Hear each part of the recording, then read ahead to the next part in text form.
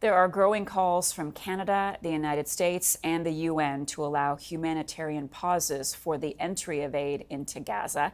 Joining me now to discuss the urgency and what is happening on the ground is Tommaso, Della, Longa, spokesperson for the International Federation of Red Cross and Red Crescent Societies. Good morning, and thank you for taking the time to speak with us.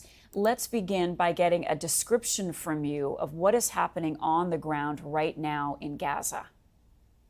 Yeah, first of all, thanks for having me today. The situation, to explain the situation in Gaza, we'll use the word of my colleagues of Palestine Red Crescent who are there, and they're saying that the situation is simply catastrophic.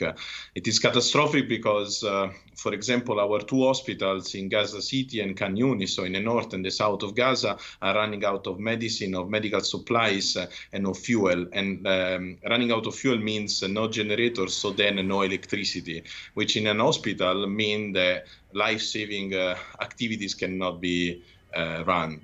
And then there is the issue of shortages of food and water in all the Gaza Strip. And I would say that the great priority at the moment is the protection of civilians.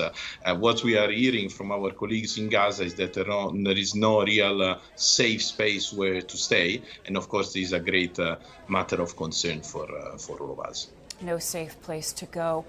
Can you talk to us about the consequences of people, particularly children, drinking dirty water, water that is salty, water that is meant to be in a toilet?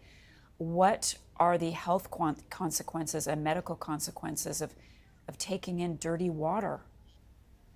Well, the first health consequences, sadly, will be outbreaks and several different health issues on the population.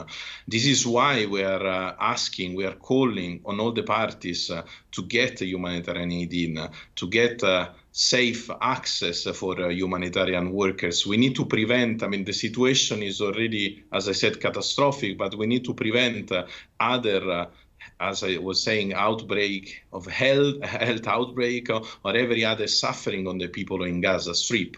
So at the moment, safe access is a clear priority because it's the only way that we have to help people. And together with safe access, because we know that the border with Egypt, the southern border of Gaza with Egypt was open last Saturday for a couple of trucks. We are talking at the moment about less than 100 trucks entering the Gaza Strip. This is not enough. It's a drop in the ocean, and it's not enough even just to open a border. We need really to create a safe space, safe humanitarian space where we can do our work of delivering humanitarian aid and treat people, but also where civilians can feel safe to come and get the much needed humanitarian aid. So are you talking to Egypt or are you talking to Israel or both to get more trucks to be able to go through with supplies?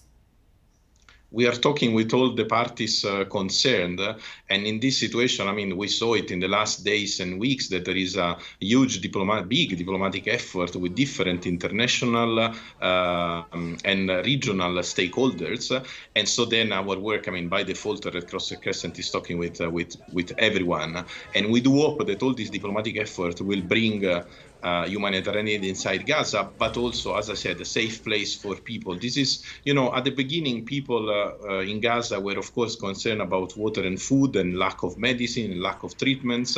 Nowadays, people in Gaza are just confused and they don't know how and if they will survive to all of this.